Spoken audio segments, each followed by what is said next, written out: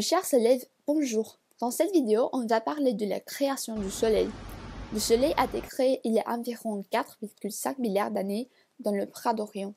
Il est né quand un nuage de gaz, connu sous le nom de la nébuleuse solaire, s'est effondré. Lors de cette formation, la matière qui avait été condensée en une bulle de gaz en feu est devenue notre Soleil. La nature ardente du Soleil, ainsi que l'attraction gravitationnelle, est un champ magnétique étendu qui lui ont permis de devenir le cœur de notre système solaire. Les étoiles qui viennent de naître sont entourées d'un disque de gaz et de poussière dans lequel se forment les planètes et les météorites issus de collisions incessantes entre des embryons de planètes en formation.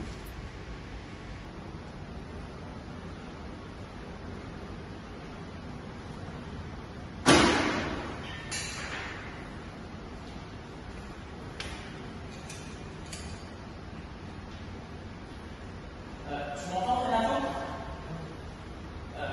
Tu peux m'expliquer la fusion nucléaire? Ouais.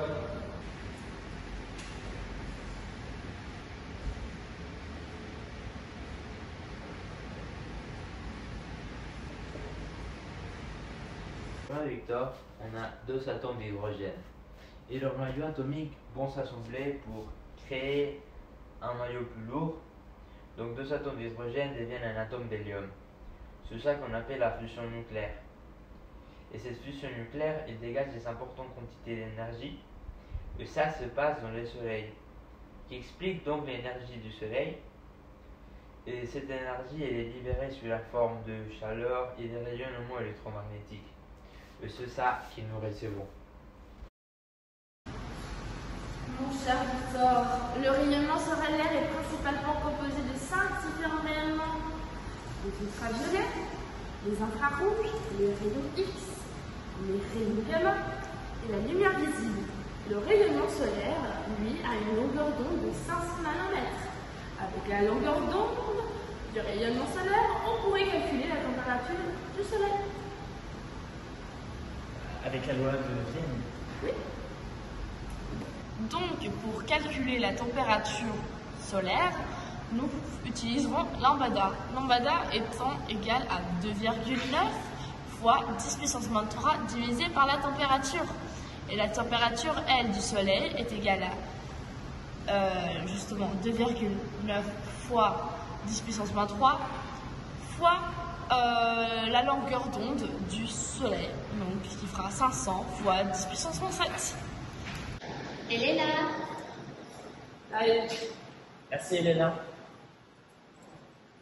Mais donc, de quelle manière les rayons du Soleil nous affectent-ils? Quand on est plus proche des pôles, la même quantité de lumière va s'étaler et donc la puissance solaire est plus faible. Par contre, quand elle est plus proche de l'équateur, la puissance solaire émise et reçue est la même. L'inclinaison de la Terre joue aussi un rôle important, car si la Terre ne serait pas inclinée, il n'y aurait pas trop de différence entre les puissances solaires reçues. L'inclinaison dépend aussi de l'horaire, de la latitude et de la saison.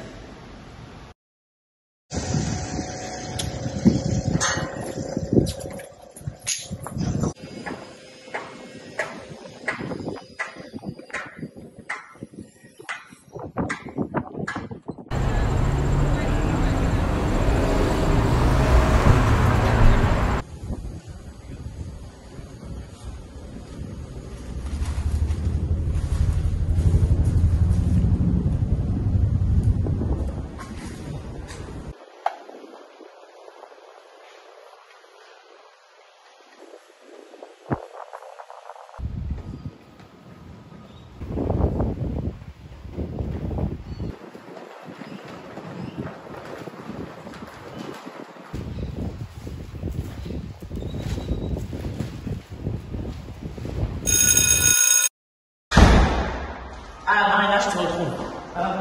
Il manque une partie pour conclure le chapitre. Est-ce que tu peux me l'expliquer? Oui, c'est la vague de masse du Soleil. Laisse-moi t'expliquer. Le Soleil consomme de l'énergie lors de réactions nucléaires. Et cette réaction libère de l'énergie. En libérant cette énergie, le Soleil perd de la masse au cours du temps. Il perd environ 4,4 millions de tonnes par seconde de masse. Le Soleil va s'étendre vers 5 milliards d'années, ce qui nous laisse beaucoup de temps pour profiter. 5 milliards d'années. Bien Victor, tu as parfaitement appris ton cours. Tu as appris qu'à cause des rayons nucléaires à l'intérieur du Soleil, entre deux atomes d'hydrogène, il y a la propagation d'ondes électromagnétiques qui nous affectent tous différemment sur Terre. Les rayonnements tapent parallèlement la Terre et propagent l'énergie différemment en dépendant de l'inclinaison de la Terre. C'est pour cela que les températures sur Terre varient, dépendant l'horaire, la latitude et la saison. Tu as aussi appris que le Soleil perdait la masse chaque seconde. J'espère que toi aussi à la maison tu as appris suffisamment sur le rayonnement solaire pour réussir ton prochain test. Comme Victor. À la prochaine.